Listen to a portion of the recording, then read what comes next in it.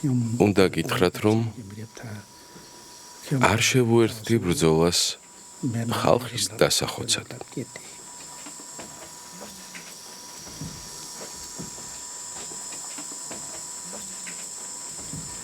შემომხედეთ, თქვენი აზრით,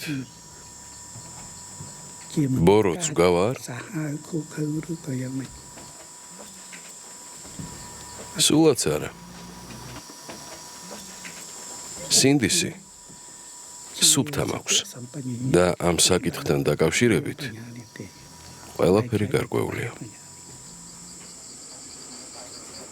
1998 წლის 15 აპრილს, როცა საინფორმაციო სააგენტოებმა ტაილანდის საზღვართან პოლ პოტის სიკვდილის ამბავი გაავრცელეს, ეს არავინ დაიჯერა, რადგან წინა წელს რამდენჯერმე გავრცელდა ხმა მისი გარდაცვალების შესახებ. წითელი ქმერები საიდუმლოებისა და მანიპულაციების საკითხებში ყოველთვის ექსპერტები იყვნენ. იმის დასამტკიცებლად, რომ გვამი ნამდვილად პოლ პოტის იყო, ტაილანდის სასამართლოს ექსპერტებმა მისი კბილების დათვალიერებაზე თანხმობა გასცეს. მანამდე კი კანისა და თმის სინჯები და თითის ანაბეჭდები აიღეს.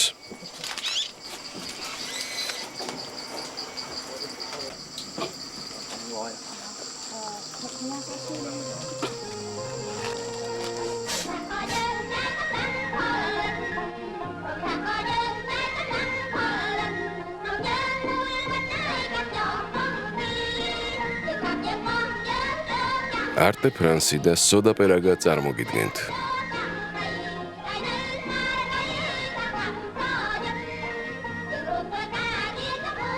პოლ პოტის საიდუმლო.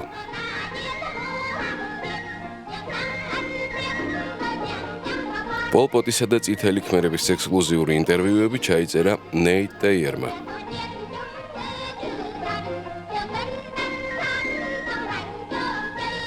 სცენარის ავტორი და რეჟისორი ადრიან მაპენი. ხელისუფლებაში მოსვლიდან 1979 წლამდე, როცა ის გაიქცა, პოლ პოტი ყოველთვის უარს აცხადებდა ინტერვიუების მიცემაზე. 18 წლის შემდეგ 1997 წელს, როცა ქმერების მოძრაობა დაემხო, პოლ პოტი დააკავეს და სახალხო სასამართლოს გადასცეს. Far Eastern Economic Reviews. ამერიკულ ჟურნალისტს ნეიტ ტეიერს პროცესზე დასწრების და პოლ პოტთან ინტერვიუს ჩაწერის უფლებას აძლევენ. ეს იქნება სენსაციური სტატია. წითელმა ქმერებმა გამოაცხადეს, რომ პოლ პოტი დაკავებული იყო. ვიფიქრე, რომ ეს სიმართლე იქნებოდა. მაგრამ სხვებმა არ დაიჯერეს და საამისო მიზეზიც ჰქონდათ. წითელი ქმერები ყოველთვის ტყუილებს ავრცელებდნენ. 10 წლეულების განმავლობაში ცრუობდნენ, რაც მათ პროპაგანდას ყოვლად უსარგებლოს ხდიდა. სწორედ ამიტომ დავიჯერე ეს ამბავი. სინამდვილეში პოლ პოტი დაამხეს. ამიტომ დამაჯერებელი, დამოუკიდებელი მოწმე სჭირდებოდათ. სხვა შემთხვევაში ამას არავინ დაიჯერებდა. სწორედ ასე შევძელი პოლ პოტთან ახლოს მისვლა. გაუმარჯოს კამპუჩიის დემოკრატიულ რესპუბლიკას. სიკვდილი მოღალატე პოლ პოტს. პოლ პოტის ამ სასამართლო პროცესს საერთო არაფერი აქვს გენოციდთან. იმ დღეს პოლ პოტი თავისმა უკანასკნელმა კომპანიონებმა სონსენის და მისი ცოლშვილის დახოცვის გამო გაასამართლეს. არადა სონსენი დემოკრატიული კამპუჩიის თავდაცვის მინისტრი იყო და პოლ პოტთან 40 წლიანი მეგობრობა აკავშირებდა. სხეულის მარცხენა მხარე გათიშული მაქვს. მარცხენა თვალით 95% ბრმა ვარ. სიარულის დროს ვქანაობ. 2-3 კინაღამ მოვკვდი. თქვენ მეუბნებით, რომ წასულია ჩემი საქმე როგორც პოლიტიკურად, ისე ფიზიკურად. და ეს სიმართლე. ვისურვებდი, რომ ჩემი სიკვდილის შემდეგ კამბოჯა ისეთი დარჩეს, როგორიც არის. ვიეტნამის ანექსიის გამო კამპუჩია კრომად არ იქცეს და დასავლეთის გზა აირჩიოს. როცა ვუყურებთ და ვუსმენთ პოლ პოტი კარგ მამასახლის გავს, მის თავაზიანობასა და მისსავე ლეგენდარულ სისასტიკეს შორის შეუსაბამობა სოფლიოს ყოველთვის აოცებდა. მასზე ამბობდნენ, შეუძლია ადამიანის სასიკვდილოდ ტკბილი სიტყვებით გაუშვასო. რეჟიმის პირობებში გენოციდის მომხრე ინდივიდებზე დაკვირვებით მივხვდი, რომ ისინი სულაც არ არიან ისეთი მონსტრები, როგორებიც უნდათ რომ გამოჩნდნენ. ეს ადამიანები საშინელ დანაშაულებს ჩადიან. რადგან ფიქრობენ, რომ ეს აუცილებელია უკეთესი სამყაროს მისაღებად. შეიძლება პოლ პოტის მიზანი კეთილშობილური ყოფილიყო, მაგრამ მისი მეთოდები კატასტროფული გახლდათ.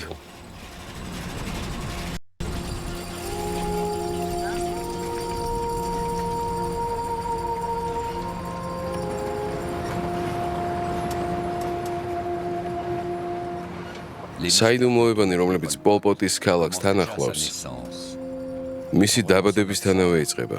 სალოტსარი, პროვინცია კამპონგ-თომის ერთ-ერთ სოფელში დაიბადა 1925 და 1928 წელს, როგორც ეს მის ოფიციალურ საბუთებში წერია. მამამისი სალოტ პენი წარმატებული გლეხია. აქვს რამდენიმე ჰექტარი ბრინჯის პლანტაციები, ჰყავს ხარები და ცხოვრობს კომფორტულ სახლში. დედამისის სოკნემი ღვთისმოსავი ქალია, რომელსაც ადგილობრივები პატივს სცემენ. საფრანგეთიდან დაბრუნების შემდეგ ვიეტნამში წასვლამდე ის რამდენჯერმე ჩავიდა კამპონგ-თომში, ძველ საოჯახო მამულში.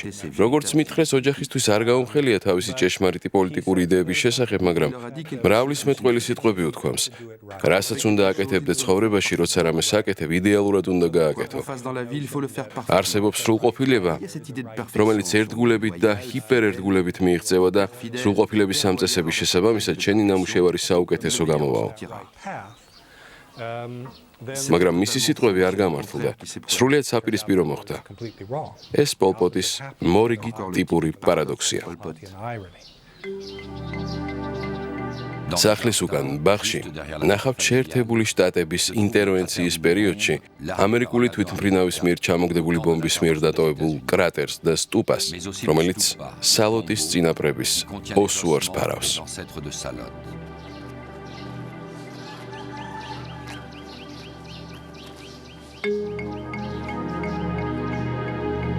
ახალგაზრდობაში ძალიან თავაზიანი და პატიოსანი იყო. ცდილობდა კარგად ესწავლა. ჩემი ოჯახისთვის არასდროს მithქვამს, რას ვაკეთებდი, რომ არ ენერვიულად. ზოგიერთები ფიქრობენ, რომ საკუთარი ოჯახი არ მაინტერესებდა. მაგრამ არა. უბრალოდ არ მინდოდა ენერვიულად, როცა პრობლემები მექნებოდა. ბავშვობაში საკმაოდ მშვიდი იყო. ხშირად მიჩნდება კითხვა, როგორ შეიძლებოდა ასეთ კეთილ ადამიანს კამბოჯელი ხალხისთვის ამდენი ბოროტება გაეკეთებინა. ეს კითხვა ხშირად მაწუხებს. ერთი შეხედვით ადამიანი შეიძლება ძალიან თავაზიანი, უცოდველი ჩანდეს. პოლ პოტიც ძალიან მომხიბვლელი იყო, უცოდველი გარეგნობით. მისი სახე, ქცევაც კი ძალიან თავაზიანი იყო, მაგრამ მეტისმეტად სასტიკი. პოლ პოტი თავისი ქვეყნის შვილი იყო. ფიქრობის ნამდვილი ნაციონალისტი და ძალიან ცუდი ადამიანია. ჩემთვის პოლ პოტი ადამიანია, ვინც საბოლოოდ ერთ მნიშვნელოვნად დაამტკიცა, რომ კომუნიზმი არ მუშაობს. 30-იანი წლებიდან სალოტების ოჯახს პნომ-პენის სამეფო სასახლესთან განსაკუთრებული ურთიერთობა აქვს. მისი ერთ-ერთი და, რომელიც სამეფო ბალეტის დასის მოცეკვავეა, კამბოჯის მომავალი მეფის მონი ვონგის ერთ-ერთი ცოლი ხდება. 1931 წელს 16 წლის ასაკში სალოტსარი საცხოვრებლად პნომ-პენში გადადის თავის ძმასთან, რომელიც სამეფო სასახლეში მუშაობს. მას შემდეგ, რაც სალოტსარი პოლ პოტი გახდება, კარგად დაამახსოვრდება სამეფო ბალეტის მოცეკვავეები და პედაგოგები, მაგრამ მოგვიანებით ტრადიციის ამ მემკვიდრეთა ლიკვიდაციის ბრძანებას გასცემს.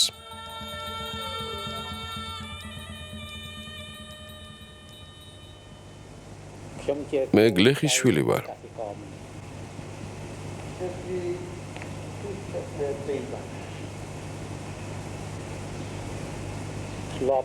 ბავშვობაში მინდორში ვმუშაობდი ხოლმე. Quand j'étais petit, j'avais l'habitude de participer aux travaux agricoles avec mes parents. პაგოდაში ვიცხოვრე. Après, j'ai vécu dans le pagode. ასეთი წესი იყო. C'était bizarre, surtout longtemps. წერა კითხვა რომ მესწავლა. Pour apprendre à lire et à écrire. ახალგაზრდა სარი რამდენიმე თვე სამეფო სასახლესთან ახლოს პაგოდაში ცხოვრობდა. ის აქ ქმერულ ენას და ბუდიზმის საფუძვლებს სწავლობდა. პაგოდაში 6 წელი ვიცხოვრე. J'ai vécu dans le pagode 6 ans. 2 წლის განმავლობაში ბონზა ვიყავი. Pendant 2 ans.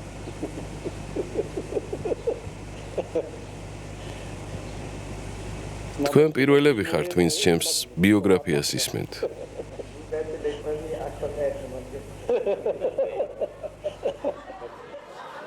მაგრამ სალოდ სარი პაგოდაში 6 წელი არ ყოფილა, როგორც თავად ამტკიცებს. დაწყებით კლასებში ფრანგულ ენაზე სწავლობდა კათოლიკურ სკოლაში.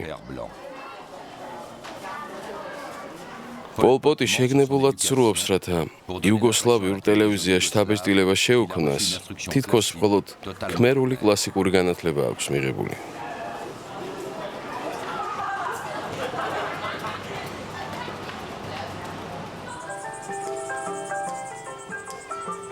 $1941 წელი ნოროდომ სიანუკის მეფედ კურთხევა.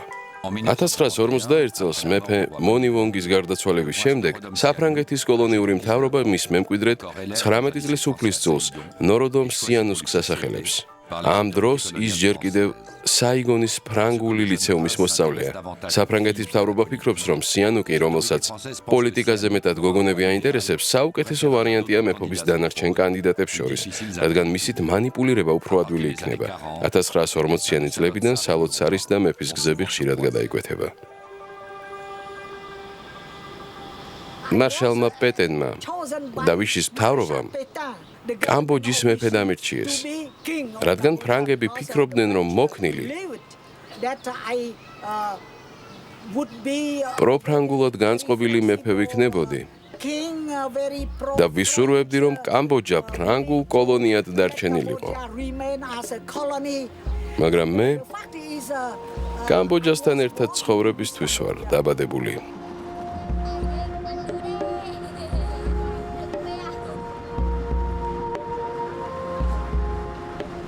სკოლის დამთავრების შემდეგ სარი პნომპენისგან ჩრდილოეთით 100 კილომეტრის მოშორებით კამბოგ-ჩამში ფრანგების მიერ აშენებულ კოლეჯში აგრძელებს სწავლას.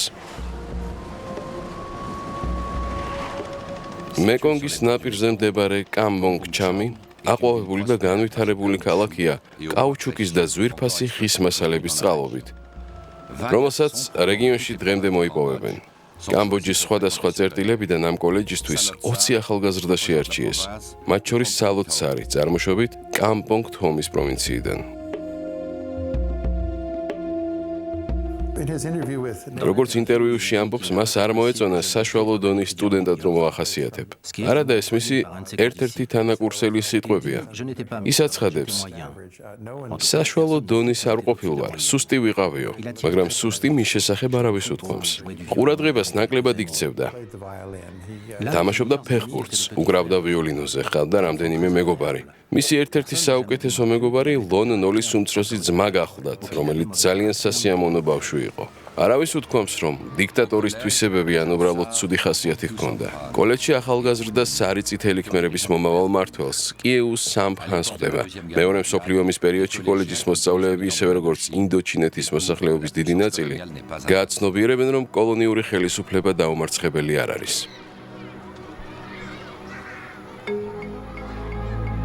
ინდოჩინეთის კომუნისტური პარტიის დამფუძნებელი ხოშიმინი ვიეტნამის დამოუკიდებლობისთვის იბრძვის. 1946 წლიდან იწყება ფრანგების დაპირისპირება ჩრდილოეთ ვიეტნამელებთან. მაგრამ მეფე სიანუკის მოხერხებულობის წყალობით კამბოჯა კონფლიქტში არ ერთვება. კამბოჯელები საფრანგეთთან განსაკუთრებულ ურთიერთობას ინარჩუნებენ და სალოცარი მომავალი პოლ პოტი ამით ისარგებლებს.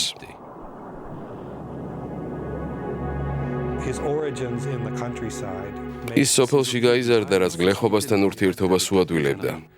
სასახლეში ცხოვრებისას კი არისტოკრატიასთან და თავად მეფესთანაც კი დაამყარა კონტაქტი. ის ახლოს იყო კამბოჯელებთან, რომლებიც მასთან ერთად სწავლობდნენ საფრანგეთში. ეს საშუალებას აძლევდა სხვადასხვა სოციალურ წრეებში გარეულიყო, რაც ჩემი აზრით იმ პერიოდის კამბოჯაში საკმაოდ უჩვეულო იყო. სამთავრობო სტიპენდიის წყალობით სალოცარი პარიზში მიდის სპეციალობის დასაუფლებლად. 1959 წელს მოგზალებულ ბინას ქირაობს მე-15 რაიონში კაფე ბრაზას ზემოთ. ოფიციალურად მან რადიოელექტროობის ლექციებზე უნდა იაროს საინჟინრო სასწავლებელში, რომელიც იქვე ახლოსაა. მაგრამ SARS სწავლა ნაკლებად აინტერესებს და დროის დიდ ნაწილს ოპოზიციონერ კამბოჯელ მეგობრებთან ერთად ატარებს. ბევრი მათგანი უკვე არის ან მალე გახდება საფრანგეთის კომუნისტური პარტიის წევრი. მთელი ცხოვრების მანძილზე სალოტი კომუნიზმის მხარდამჭერია და სხვებისგან განსხვავებით მას ზურგს არასდროს შეაქცევს. ეს პროფესიული ლიცეუმი ელექტრიკოსებს ამზადებს. მოსწავლეთა უდიდესი ნაწილი გაჭირვებული ან ნაკლებად შეძლებული გლეხის, ან რევოლუციური არმიიდან დემობილიზებული ჯარისკაცების ოჯახებიდან არის. 30 წლის შემდეგ 1978 წელს ჩინელები პროპაგანდისტულ ფილმს იღებენ დემოკრატიული კამპუჩიის წინსვლის შესახებ, სადაც ერთი მნიშვნელოვანი სცენა რადიოელექტროობის სკოლას ეძღვნება. ცხადია, ფილმი იმას გვიჩვენებს, რაც არასდროს ყოფილა. იმ პერიოდში არ არსებობს არანაირი სკოლა, არანაირი პედაგოგი და არანაირი კლასი. ეს უბრალოდ სპექტაკლია სამყაროსთვის იმის დასამტკიცებლად, რომ წითელი ქმერების რეჟიმის მთავარი საზრუნავი ახალგაზრდების განათლება და ქვეყნის მომავლის უზრუნველყოფაა. ბევრი იმუშავეთ ახალგაზრდებო, სოციალისტურ ქვეყანაში თქვენი ნიჭის რეალიზებას შეძლებთ.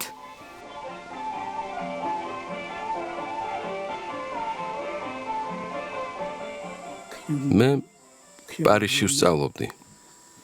როგორც ეს დევიდ ჩენდლერმა დაწერა, მაგრამ მისი ნაწერები თლად სიმართლეს არ შეესაბამება. საშუალო დონის სტუდენტი არ ყოფილვარ. სუსტი სტუდენტი ვიყავი. იმ პერიოდში, მეორე მსოფლიო ომის შემდეგ, საფრანგეთსა და ევროპაში ბევრი რამ ხდებოდა. მე სტუდენტი ვიყავი. ბევრს ვკითხულობდი, რომ სტიპენდია შემენარჩუნებინა. წიგნებს სცენის სანაპიროზე ბუკინისტებთან ვყიდულობდი. ბევრი ფული არ მქონდა.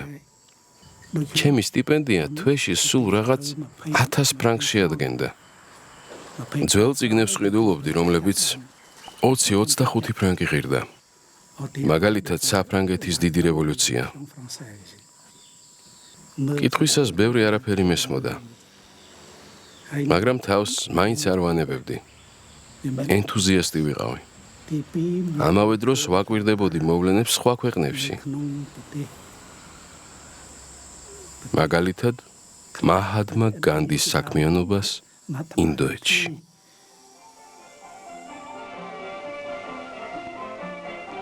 The People's Printing House serves the people. დემოკრატიული კამპუჩიის დროიდან იგრძელება კითხვა. გარდა რამდენიმე ოფიციალური პუბლიკაციისა. აკრძალულია წერა, უცხოური რადიოსადგურების მოსმენა. წითელ ქმერებს საშუალო ან საუნივერსიტეტო განათლება აქვთ მიღებული. ეს ინტელექტუალები, რომლებიც მსოფლიოში ყველაზე რადიკალური რევოლუციის ავანგარდად მიიჩნევენ თავს, უყოყმანოდ ხურავენ სკოლებს, უნივერსიტეტებს და პაგოდებს. კამბოჯაში მხოლოდ მემარჯვენეთა წიგნებს ვკითხულობდით. მემარცხენეთა წიგნებზე პედაგოგები ძალიან ცოტას ლაპარაკობდნენ და არც ჩვენ გვაკითხებდნენ.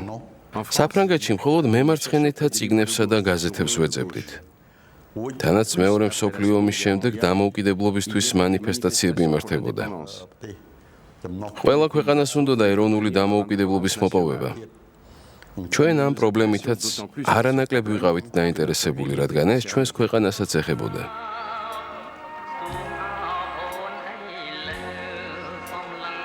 პარიზიდან სალოცარი 8 გვერდიან სტატიას წერს სახელწოდებით მონარქია თუ დემოკრატია. და მას ქმერ სტუდენტთა ასოციაციის გაზეთის სპეციალურ ნომერში აქვეყნებს. პირველშობილი ქმერის ფსევდონიმის ქვეშ სალოცარი სასტიკად უპირისპირდება კამბოჯის მონარქიას. მას მყრალ ფისტულას უწოდებს, რომელიც გლეხთა ოფლისა და სისხლის ხარჯზე არსებობს. და ამტკიცებს, რომ მხოლოდ ეროვნული ასამბლეა და დემოკრატიული კანონები მისცემს კამბოჯელ ხალხს მცირეოდენი ამოსუნთქვის საშუალებას. ის საფრანგეთის, რუსეთის და ჩინეთის რევოლუციებზე საუბრობს და აცხადებს, რომ დემოკრატია, რომელიც მონარქიას ენაცვლება, შეუდარებელი ინსტიტუციაა, სუფთა, როგორც ბრილიანტი. პირველშობილი ქმერი კამბოჯაში მონარქიის დაუყოვნებლივ გაუქმებას მოითხოვს. ცხადია, პნომპენის სამეფო სასახლის მხრიდან სტატიას მძაფრი რეაქცია მოსდევს. პოლ პოტს, იგივე სალოცარის და იენ ქსარის სტიპენდიებს ვაძლევდი. ისინი ნაციონალისტები იყვნენ, მაგრამ საფრანგეთიდან კამბოჯაში უკვე კომუნისტებად დაბრუნდნენ.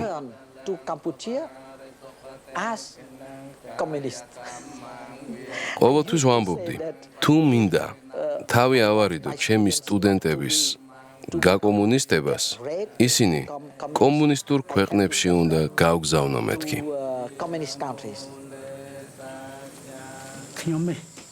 როცა საფრანგეთში ვიყავი, ბევრ რამეს ვერ ვაცნობიერებდი, მაგრამ კამბოჯაში პროგრესი განვიცადე.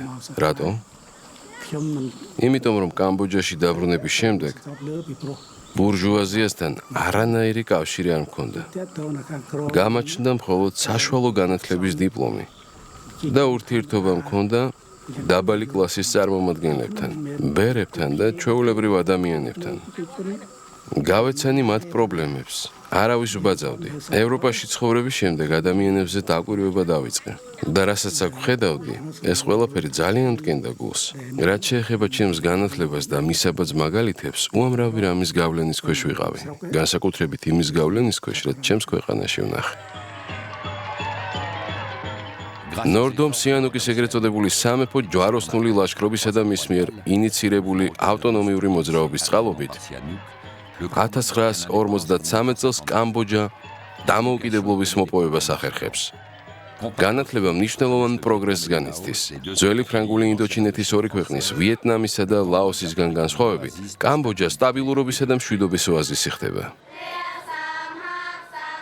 ეროვნული ჰიმნი, რომელსაც სამეფოს საჯარო სკოლების მოსწავლეები ასრულებენ, წარმოადგენს ლოცვას ღმერთის მიმართ, რომ დაიცვას და დაიფაროს მათი მეფე.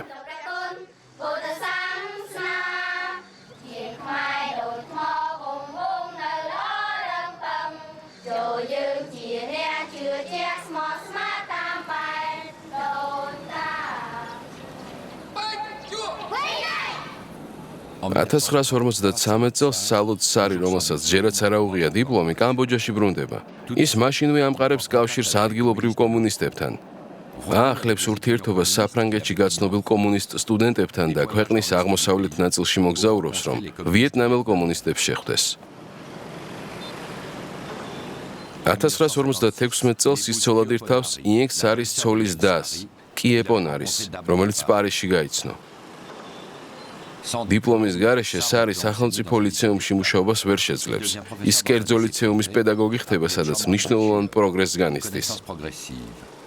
სარი, რომელსაც მოსწავლეები ძალიან აფასებენ, უკეთესი მომავლის იმედს არ კარგავს. 50-იან წლებში, როცა პნომპენში პედაგოგად მუშაობდა, ვიღაცამ თქვა: როგორც კი დავინახე, ის ჩემი სამუდამო მეგობარი გახდაო.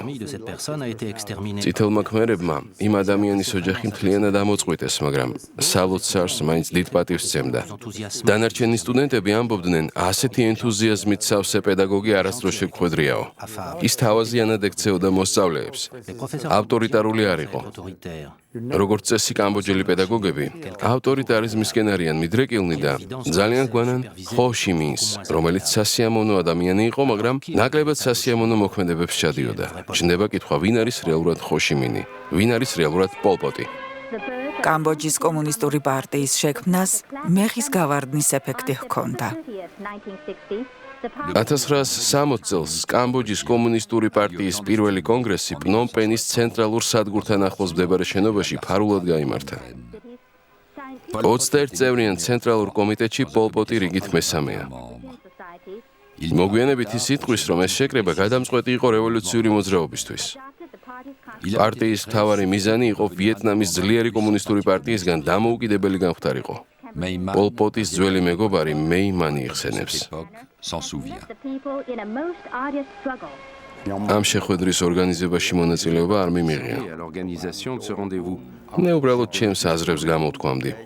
დისკუსიაში იდეების ორი მიმდინარეობა იკვეთებოდა. პირველი, რომელსაც ქვეყნის გათავისუფლება ეროვნულ ასამბლეაში კონსტიტუციური ბრძოლით უნდოდა და მეორე, შეიარაღებული ბრძოლა. მაგრამ ეს უკანასკნელი ვარიანტი უმცირესობაში მოხვდა, რადგან ვფიქრობდით, რომ შეიარაღებული ბრძოლა ვიეტნამელთა მეურვეობის ქვეშ კიდევ უფრო დიდხანს დარჩენას გვაიძულებდა.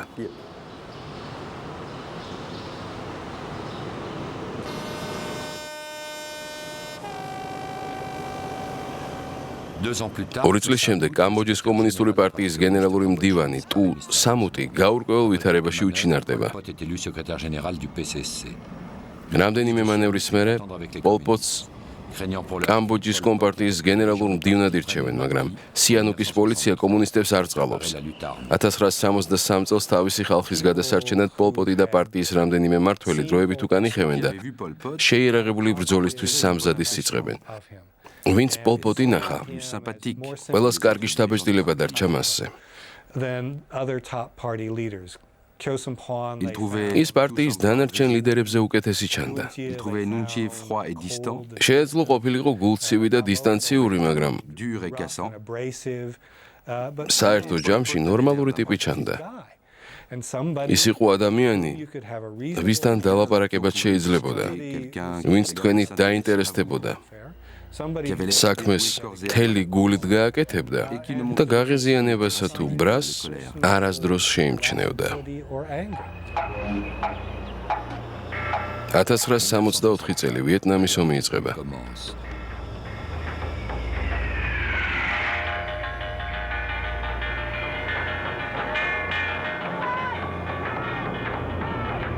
ეს არის ომი მსოფლიოში უძლიერეს სახელმწიფოსა და პატარა ქვეყანას შორის, რომელშიც ადამიანები სანადირო თოფებით იბრძვიან ბომბ დამშენების წინააღმდეგ.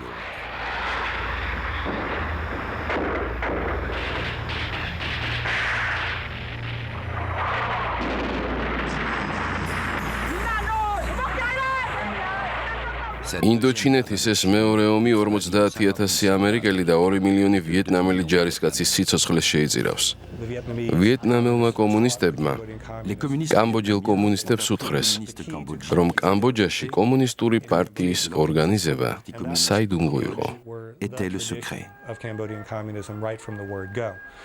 თავიდანვე ეს გახდა კამბოჯის კომუნისტური პარტიის ტრადიცია.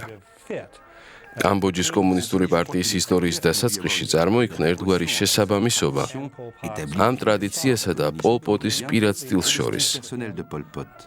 დიდი სტალინური ტრადიციის თანახმად, მისთვის ჩვეულებრივი ამბავი იყო, ერთ დღეს ვინმესთან ერთად ღვინო დაელია და მეორე დღეს მისი მოკვლის განკარგულება გაეცა. ამ ყველაფრის განცალკევება შეუძლებელი იყო. წარმოუდგენელი გახდა პოლ პოტის გარე პერსონაჟის განცალკევება მისი შინაგანი რეალობისგან. კამბოჯელი მმართველების უმრავლესობას არანაირი თავმდაბლობა არ გააჩნია. მეტისმეტად მედიდურები არიან. უნდათ რომ ყველანი პატივს სცემდნენ და სახალხო დასხამდნენ ხოტბას. პოლ პოტი სრულიად საპირისპირო ადამიანი იყო. იდუმალი პიროვნება გახლდათ. როცა 1975 წელს ხელისუფლების სათავეში მოვიდა და შემდეგ წელს მთავრობის მეთაურად დასახელდა, ამერიკელებს, რომლებიც მას 5 წლის განმავლობაში ებრძოდნენ, პოლ პოტის სახელი გაგონილიც არ ჰქონდათ. არ იცოდნენ ვინ იყო. სახელმწიფო რადიო კი აცხადებდა, რომ სახელმწიფოს მეთაური პოლ პოტი იყო. მაგრამ ამერიკამ არ იცოდა, რომ ეს გახლდათ ადამიანი, ვინც არმია შექმნა. მას უხელმძღვანელად და ინდოჩინეთში მსოფლიოში ყველაზე ძლიერი სახელმწიფო დაამარცხა. 今天是中华人民共和国成立17周年的伟大的节目。1966 წელი. პოლ პოტი პირველად ჩადის პეკინში. მისი ვიზიტი კულტურული რევოლუციის დასაწყისს ემთხვევა. ჩინეთის თავდაცვის მინისტრის ლინ პიაოს პოლიტიკა დაუყოვნებლივ მოახდენს გავლენას მის პროექტებზე. პოლ პოტის საკუთარი კულტურული რევოლუციის მოხდენას აპირებს, რომელიც ჩინეთისა და ალბანეთის რევოლუციებზე უფრო რადიკალური იქნება. 国民族人民万岁！万岁！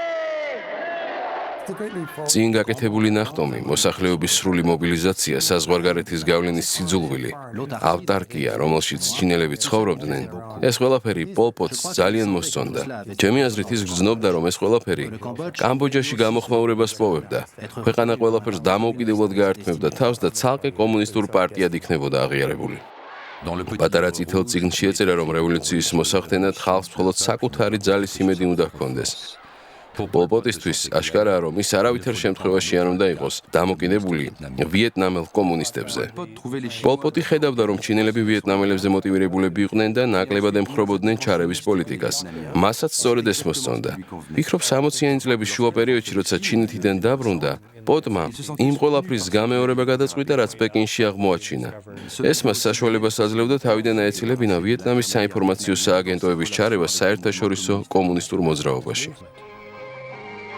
1967 წელს ვიეტნამიდან დაბრუნების შემდეგ სალოცარი და დანარჩენი კომუნისტი ლიდერები ქვეყნის ჩრდილო-დასავლეთით ერთ-ერთ პროვინციას შეაფარებენ თავს. კამბოჯელების ერთ-ერთ ტომთან, ეგრეთ წოდებულ მთისქმერებთან ერთად ცხოვრების შემდეგ, პოლ პოტი პრიმიტიული საზოგადოების მოდელს ემხრობა. ეს ტომი ერთ თემად ცხოვრობს. გაცვლითი სისტემით მოქმედებს, მისთვის ფული უცხოა და რაც მთავარია, მისი წევრები ბელადის მიმართ განსაკუთრებული ერთგულებით გამოირჩევიან. წითელ ქმერებს ქვეყნის მოდერნიზაცია უნდოდათ. მართალია ისინი ბევრ შეცდომას უშვებდნენ, მაგრამ ამ შემთხვევაში მათ ეგოისტური მიზნები არ ამოძრავებდათ. პოლ პოტი კორუმპირებული არ გახლდათ და დანარჩენი წითელი ქმერების მსგავსად ქვეყნის ინტერესებს საკუთარ ინტერესებზე მაღვაყენებდა. მათ გაჭირვებულთა სამსახურში ყოფნა და ღატაკებთან ერთად ჯუნგლებში ცხოვრება დიდ სიამოვნებას ანიჭებდათ.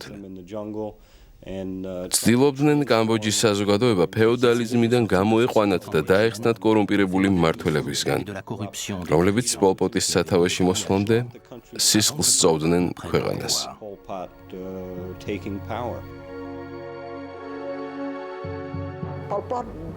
პოლ პოტს ღმერთი არ სწამს, მაგრამ ფიქრობს, რომ ზეცას ან ბედისწერას სურს, რომ ის კამბოჯის წინამძღოლი გახდეს. რადგან ქვეყნისთვის ყველაფერი საუკეთესო უნდა. რეალურად კი პირიქით ყველაზე უარესი. პოლ პოტიც ისეთივე შეშლილია, როგორც ჰიტლერი იყო.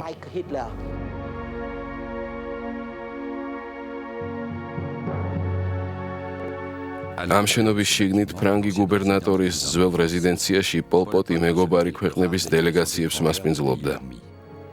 1978 წელს იუგოსლავიის ტელევიზიის გადამღებმა ჯგუფმა სწორედ აქ ჩაწერა ერთადერთი სატელევიზიო ინტერვიუ მისი ხელისუფლებაში ყოფნის 3 წლის, 8 თვისა და 20 დღის განმავლობაში. დიდ ასამბლეაზე, რომელიც 1975 წლის აპრილის მიწურულს გაიმართა, მივიღეთ გადაწყვეტილება, რომ რევოლუციონერთა და ერის გათავისუფლებისათვის მებრძოლთა დავალება იქნება ის, რასაც ხალხი, მუშები და გლეხები მოისურვებენ. მათი რაოდენობა მნიშვნელოვანია. ამ ადამიანებს უფრო მეტი ტვირთი აწევთ, ვიდრე დანარჩენებს. სწორედ მათ უნდა მოიმკან ამ რევოლუციის ნაყოფი. 1977 წლის სექტემბერი. სოფლიო სწორედ ამ დროს აცნობიერებს, რომ იდუმალი ძალა, რომელიც 2 წელია კამბოჯას მართავს, სინამდვილეში კამბოჯის კომუნისტური პარტია და მისი გენერალური მდივანია, ანუ ძმა ნომერი 1, უცნობი პოლპოტი, რომლის სახელს პირველად იგებენ. პოლპოტის სიტყვით გამოსვლა, სადაც ის უცხოეთის ქვეყნებს მიმართავს 5 საათს გრძელდება. ტაილანდის საზღვართან ამ გამოსვლის ჩანაწერს მამა ფრანსუა პონშუ აკეთებს, რომელიც ლტოლვილთა ბანაკში მუშაობს. პირველად პოლპოტის შესახებ 1977 წლის სექტემბერში პნომპენში გამართული დიდი მიტინგის დროს გავიგე. ჩემთვის გავიფიქრე, აი ჯადოქარი. უნდა ვიცოდეთ, რომ კამბოჯაში ხელისუფლებაში მოსვლას განათლება კი არა. ჭერმეტყველება სჭირდება. იდეოლოგიის შინაარს მნიშვნელობა არ აქვს. აქ მთავარი ჰარმონიაა. პოლპოტი ისევე როგორც სიანუკი არიან ადამიანები, რომლებმაც ხალხთან ლაპარაკი იცოდნენ და ნამდვილ ჯადოქრებად გვევლინებიან.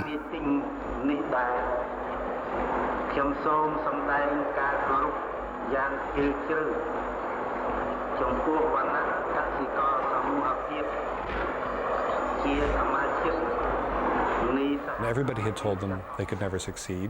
ყველა ამბობდა არაფერი გამოუვათო, მაგრამ მათ არათუ გამოუვიდათ, ვიეტნამელებსაც კი გაასწრეს. ყოველივე ამ პარტიის რიგებში ისეთი ატმოსფერო შექმნა, რომ პოლპოტი გენიოსად ჩათვალეს. ადამიანად, ვისაც შეუძლებელიც კი გამოუვიდოდა. ამის შემდეგ მან პოლიტიკური გადაწყვეტილებების მიღება დაიწყო, რაც მალე გამანადგურებელ გადაწყვეტილებებად იქცა. თუ ვინმე დააბეზღებდა, თავიდან იშორებდა.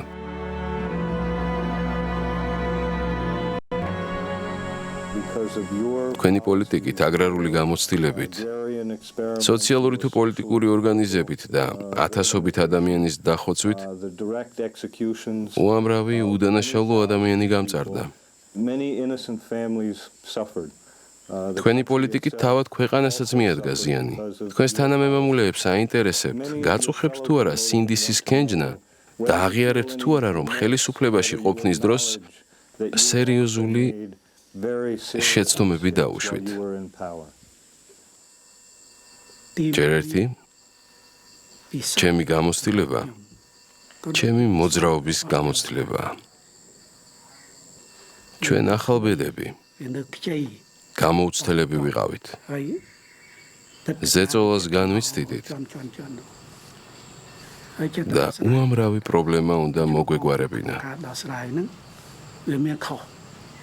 გამოსავლის ძიებაში ცხადია, შეცდომებსაც ვუშვებდით.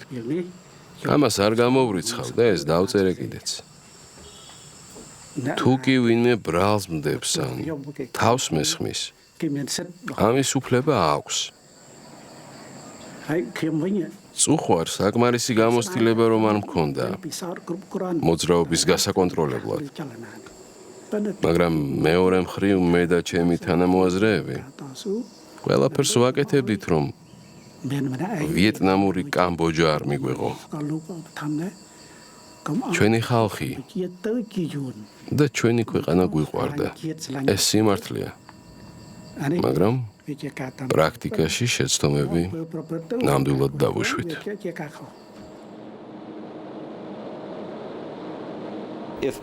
დასავლელი ფსიქიატრი პოლპოტის სიტყვების ანალიზს თუ გააკეთებდა, ეჭვი არ არის, რომ დანარჩენი კამბოჯელი მმართველების მსგავსად მასაც ავადმყოფად გამოაცხადებდა. ის იჯდა და დაწვრილებით ყვებოდა, რომ მტერი ყველგან იყო. მათ შორის ბავშვები, ქალები და ოჯახები. ყველანი დიდი შეთქმულების მონაწილეები იყვნენ. პოლპოტი კამბოჯის საშინელი პოლიტიკური კულტურის ლოგიკური გაგრძელებაა. თუ ერთმანეთს შევადარებთ პოლპოტის ზრახვებს და ქმედებებს, თუ შეიძლება ამას ასე ვუწოდოთ, კიდევ ერთხელ იმ დასკვნამდე მივვალთ, რომ სხვადასხვა სფეროებში მისი პოლიტიკა სრულიად საპირისპირო ნაყოფს იღებდა. სხვა რამ უნდოდა და სხვა გამოსდიოდა. ამის ყველაზე აშკარა მაგალითი მისი ურთიერთობაა ვიეტნამელებთან. 1978 წლის 25 დეკემბერს სასაზღვრო ინციდენტის საბაბით ვიეტნამის არმია დისიდენტი ქმერების რამდენიმე ბატალიონთან ერთად კამბოჯას იპყრობს. ორი კვირის შემდეგ პნომპენი წინააღმდეგობის გარეშე ეცემა. პოლპოტი და მისი ხალხი ქვეყნის დასავლეთით ტაილანდის საზღვრისკენ იხევენ. კამბოჯელებს შორის, რომლებიც ვიეტნამელთა გვერდით იბრძვიან, არის ჰუნ სენიც, ამჟამინდელი პრემიერ-მინისტრი და დისიდენტი და წითელი ქმერების წევრი 1977 წლიდან. ეს ისტორიული გამოცდილებაა, რომელიც მხოლოდ პოლ პოტის რეჟიმს ან კამბოჯას არ ეხება. ეს შეიძლება ნებისმიერ ქვეყანას გადახდეს თავს. პოლ პოტის რეჟიმის სწრაფი დაცემა შიდა ბრძოლებით იყო განპირობებული. შეიძლება ითქვას მხარდაჭერის ნაკლებობით ან კამბოჯელი ხალხის წინააღმდეგობით.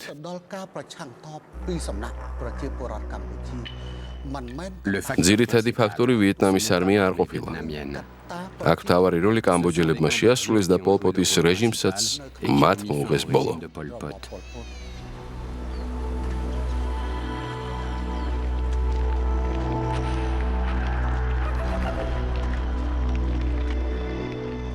An 1979 წლის იანვარში გავიქეცი და ბატამ ბანკში ჩამოვედი, სადაც პოლ პოტს და ნუონ ჩეას შევხვდი.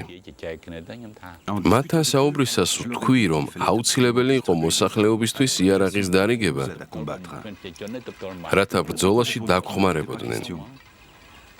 მაგრამ პოლ პოტმა მიპასუხა, არავითარ შემთხვევაში.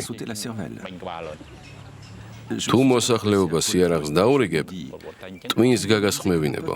მაშინ პოლ პოტს მივუტრიალდი. შენ არ მეუბნებოდი, რომ მოსახლეობის 90% მხარს გვიჭერდა. ამ წუთამდე მჯეროდა შენი და ახლა ესაა სიმართლე. მიპასუხა, ადრე ხალხს ჯეროდა ჩვენი, მაგრამ ახლა სრული ქაოსია. და შეიძლება სასტიკად გაგვისწორდნენო. მაშინ ვუთხარი, ჩავთვალოთ, რომ ომი წაგებულია და მთელი ჩვენი შრომა წყალში ჩაიყარა.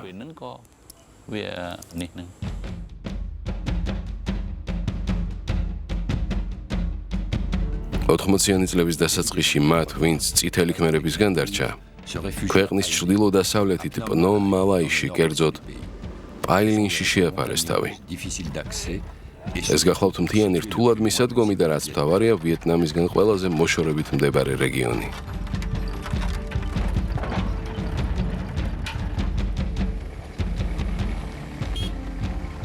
ჩვენ მოვძებნეთ ადამიანი, რომელიც იმ პერიოდში პოლ პოტთან ერთად იყო.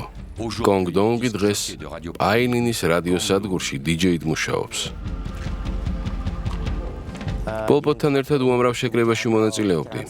შემიძლია გითხრათ, რომ ცივსისხლიანი და მეტისმეტად მკაცრი იყო. შეცდომის დაშვების შემთხვევაში ჩვენი მოკლის უფლება ჰქონდა. ჩვენ კი ეს სიკვდილი მადლიერებით უნდა მიგვეღო. ამ 7 სახის მიღმა ის თავის ნამდვილ სახეს უმალავდა მსოფლიოს. პოლ პოტს რა ჟანრის მუსიკის მოსმენა უყვარდა? მას მხოლოდ პატრიოტული, ანტივიეტნამური სიმღერები უყვარდა. სასიყვარულო სიმღერებს არასდროს უსმენდა? არა, არასდროს.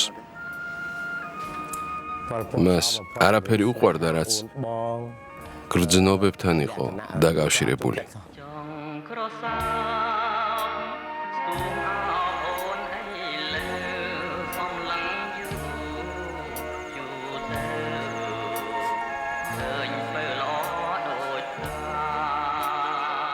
სინამდვილეში, როცა წითელ ქმერებს შევუერთდი, ძალიან ახალგაზრდა და მიამიტი ვიყავი. ახლა ვაცნობიერებ, რომ გამოცდილება მაკლდა. იმ წლებში ჩემი ოჯახის ბევრი წევრი დაიღუპა. მამა ჩემს ქვა გამოაბეს და ჭაში ჩააგდეს. ჩემი უფროსი და-ძმა სასტიკ ტანჯვაში დაიხოცნენ. ჩემი უმცროსი დაც პოლ პოტის ხალხმა აწამა და მოკლა. ამ ამბებმა მნიშვნელოვნად შეარყია ჩემი რწმენა პოლ პოტის მიმართ.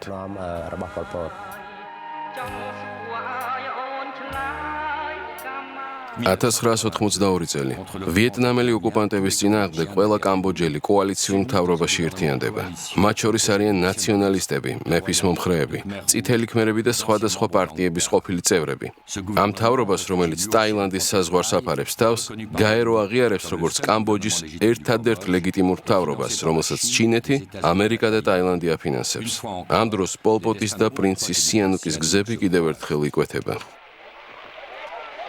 რაც შეეხება სიანუქს, ერთხელ გაეროში ჟურნალისტმა მას კითხა, საკუთარ თავს როგორ დაახასიათებდიო. სიანუკის პასუხი იყო: ჩაუძირავი. ვფიქრობ, ბევრი კამბოჯელი უპირატესობას ანიჭებს მონარქიას. თავისი რელიგიური ტრადიციებით, ბუდიზმით, პაგოდების გახსნით და ასე შემდეგ. მათ ეს მოსწონთ. მათთვის ეს საკმაოდ დამამშვიდებელია.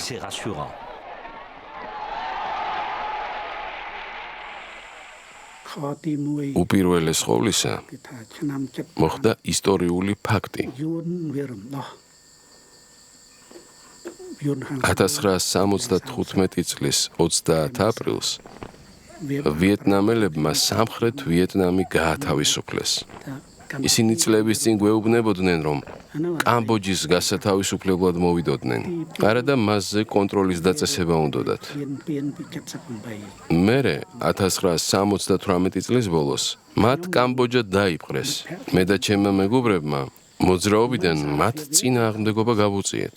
საერთაშორისო საზოგადოების მხარდაჭერით ვიბრძოლეთ და ასე გაგრძელდა პარიზის შეთანხმებამდე. ჩინეთის პოზიცია გადასახედია და ამ ეტაპზე საკმაოდ გასაიდუმლოებულია. მაგრამ ყველა დანარჩენ მონაწილეს სურს კონფლიქტს წერტილი დაესვას.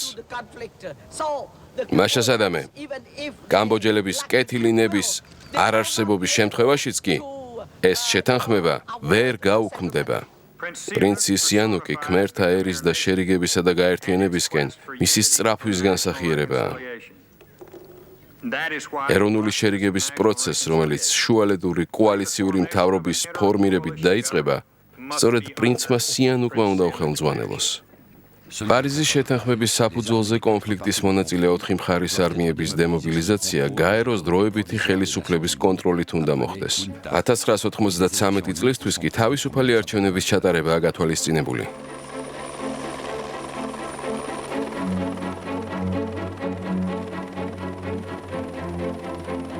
მაგრამ წითელი ქმერები არჩევნებს განზე უდგებიან იმ საბაბით, რომ ქვეყანა ისევ ვიეტნამელ სამხედროებს აქვთ დაკავებული. ისინი გაეროს ვიეტნამის თანამზრახველობაშიც კი ადანაშაულებენ. ვიეტნამელები არ წასულან.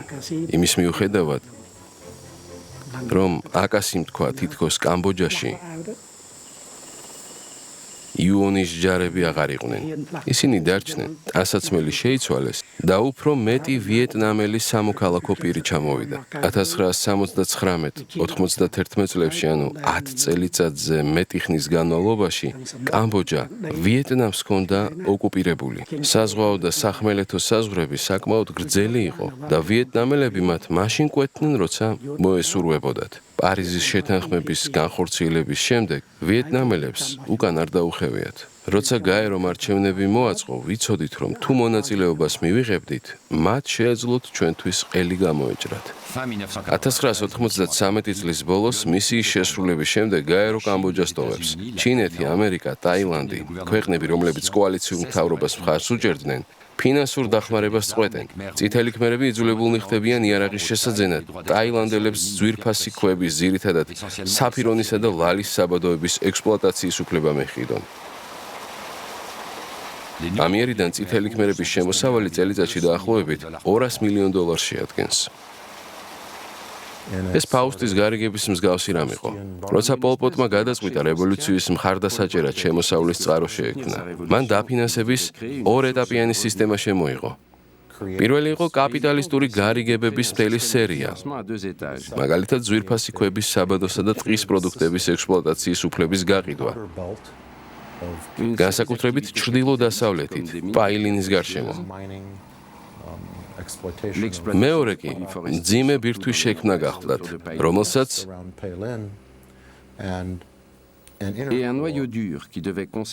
რევოლუციის ფუნდამენტური იდეები უნდა შეენარჩუნებინა. ეს პოლპოტის მიერ ეშმაკთან გაფორმებულ ხელშეკრულებას გავდა.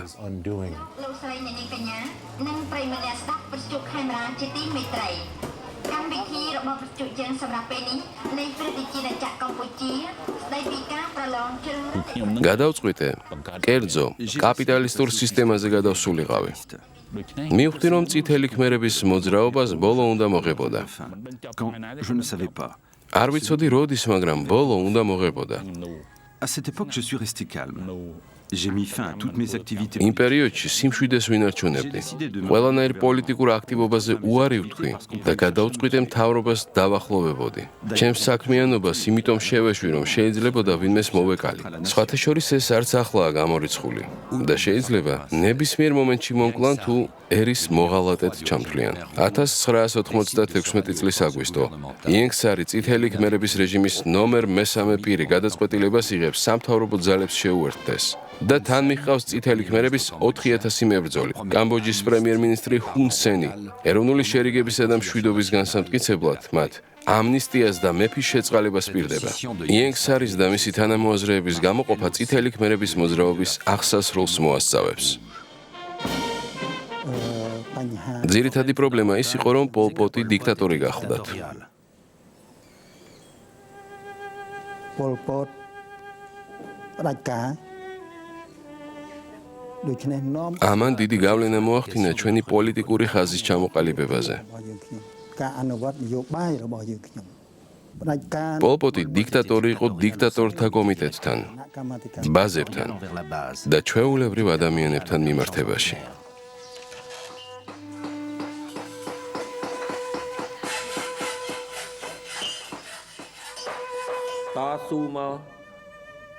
მე პოლ პოტთან ერთად ვიბრძოდი. Pas pendant une courte თან période. მრავალი წლის განმავლობაში. Années.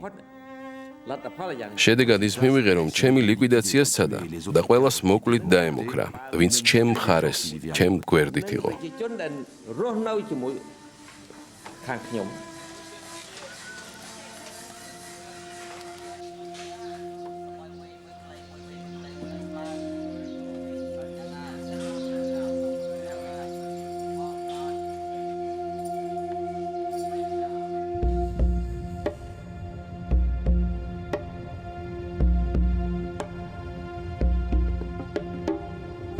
ოცდაათიანი წლების ბოლოს ქვეყნის ჩრდილოეთით მდებარე ანლონგ ვენგი წითელი ქმერების უკანასკნელი ბასტიონია, რომელსაც ჯერ კვლავ პოლ პოტი აკონტროლებს.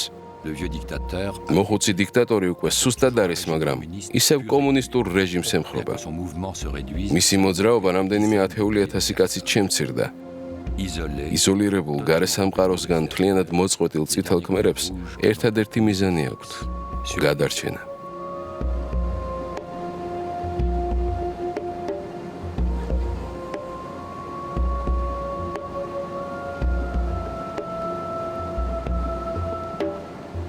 l'implosion de პარტიის რღვევა გრძელდება. პოლ პოტი თავის მეგობრის სონ სენის მოკვლის განკარგულებას გასცემს. Son Sen, l'ex-ministre de la თავდაცვის ყოფილ მინისტრს ვიეტნამის აგენტობაში სდებენ ბრალს. la femme de სონ სენის მეუღლეს და შვილებსაც იმავე პერიოდში კლავენ. წითელი ქმერების უკანასკნელი ბელადები ახლა საკუთარი სიცოცხლის გამო შიშობენ. en 1997 წელს პოლ პოტს და მის სამ მომხრეს აპატიმრებენ à leur tour arrêté et jugé. და სახალხო სასამართლოზე გახყავთ ტყეში ანლონგ ვენგთან ახლოს. សុនសេន წლების განმავლობაში სონ სენი კარგი ამხანაგი იყო, អណា მაგრამ შემდეგ ქვეყნის დასავლეთ ნაწილში តែចាប់ពី სეცესია მოხდა. ខ្លួននៅខាងលិចគឺ 1997 წლის იანვარში ჩემმა ხალხმა კამპონგ თომში ពួកខ្ញុំ სონ სენის ცოლიზმის სახლში ឯកសារបង სამი დოკუმენტი ჩაიგდო ხელში. ផ្ញើមកពីកំពង់ធំ3ឯកសារ3សបុត კამპონგ თომი ჰუნ სენის სტრუქტურის ნაწილია. ហ៊ុនសែន მე მყავდა დები და ძმები, რომლებიც პოლ პოტის რეჟიმმა დახოცა. პირადად მე არავინ მომიკლავს. 1997 წლის 9 ნოემბერს გავაცნობიერეთ, რომ პოლ პოტის რეჟიმი მოსახლეობას ჟლეტდა და ბავშვებსაც კი არინდობდა. ეს არის პირველი პრობლემა, რომლის წამოწევაც მინდა. នេះខ្ញុំសូមលើកបញ្ហាទី1 თავიდან არ დავიჯერე, მაგრამ იმ საბუთებში ისეთი ინფორმაცია იყო, რომ მდგომარეობა დაიძაბა. თუ ჩემი განადგურება უნდოდათ, საკუთარი თავის დასაცავად ზომები უნდა მიმეღო. მაგრამ ეს ამბავი მთელ ოჯახს შეეხო. მათ შვილებსაც. არა, მხოლოდ ცოლ-ქმარს. დიდი ხნის განმავლობაში ცუდი, უარყოფითი ელემენტები იყვნენ. ოჯახის დანარჩენი წევრების მკვლელობაზე სხვები არიან პასუხისმგებელი. მე მხოლოდ ირიბად ვაგებ პასუხს. და ამის გამო ძალიან მწუხვარ. ეს საქმე სუფთად არ გაკეთებულა. მორჩა გადაწყვეტილია. ამიერიდან პოლ პოტის რეჟიმი აღარ გვჭირდება. ეს არის ბნელი, ბარბაროსული, სასტიკი რეჟიმი, რომელიც უნდა ამოიძირკოს.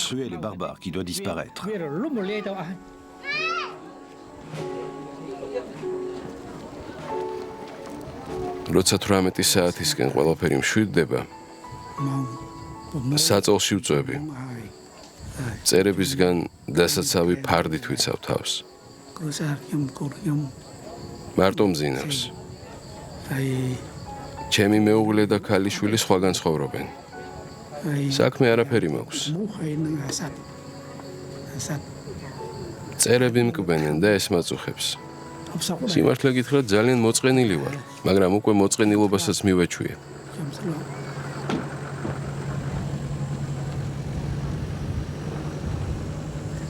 ქმერები ამბობენ, სიბერე, ავადმყოფობა და სიკვდილი განუყოფელიაო. ამ სამიდან ყველაზე მეტად სიკვდილს ველოდები, მაგრამ მისი მოსვლის თარიღი საიდუმლოდ რჩება. პოლ პოტი 1998 წლის 15 აპრილზე არ დაიცვალა. მისი გარდაცვალების გარემოებები დღემდე არ გარკვეულა. მოწამვლა, გულის შეტევა თუ თვითმკვლელობა. სიკვდილის წინა დღით ტამ მოკმა განაცხადა, რომ პოლ პოტი თანახმა იყო ცოცხალი მოხუცი იარაღსა და მედიკამენტებში გადაეცვალათ. მას შემდეგ, რაც გახმაურდა, რომ პოლ პოტს მკვლელის რეპუტაცია ჰქონდა, მისმა მეუღლემ და 12 წლის ქალიშვილმა განაცხადეს, ამას ისტორია განსჯისო. მეუღლემ დასძინა, კარგი მეუღლე და კარგი მამა იყო, ვისაც, ციტატა მომყავს, ხალხისთვის ცუდად მოქცევა არასდროს უსწავლებია.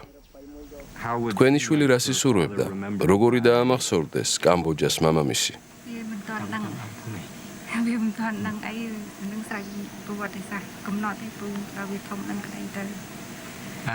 მას ჯერჯერობით არაფრის თქმა არ შეუძლია. ალბათ ისურვებდა, რომ ყველაფერი ისტორიამ განსაჯოს. ბოლომდე სჯეროდა, რომ კარგი მმართველი იყო, რომ თავის ქვეყანას უფრო მეტი სიკეთე გაუკეთა, ვიდრე ზიანი მიაყენა, რაც დამამშვიდებელი ნამდვილად არ არის. მისი მსხვერპლებისთვის მნიშვნელოვანი იქნებოდა იმისი აღიარება, რომ შეცდომები დაუშვა.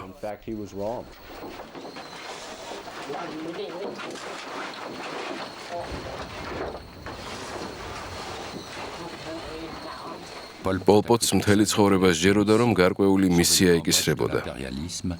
მას კამბოჯა ვიეტნამის იმპერიალიზმისგან უნდა გადაერჩინა და შეექმნა ახალი, გაცილებით რადიკალური საზოგადოება, ვიდრე კიმ ჩენ ირის, ჩრდილოეთ კორეის ან მაო ძედუნის ჩინეთის საზოგადოება იყო.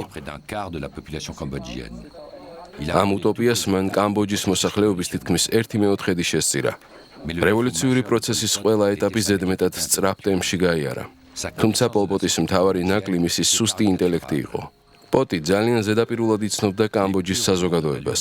კლასობრივ ბრძოლაში ჩაბმაკი გახდათ შედეგი მისი პარანოისა და აბსურდული მისწრაფებისა. ჩასჭიდებოდა ძალაუფლებას მაშინაც კი, როცა ყველაფერი მარცხისთვის იყო განწირული.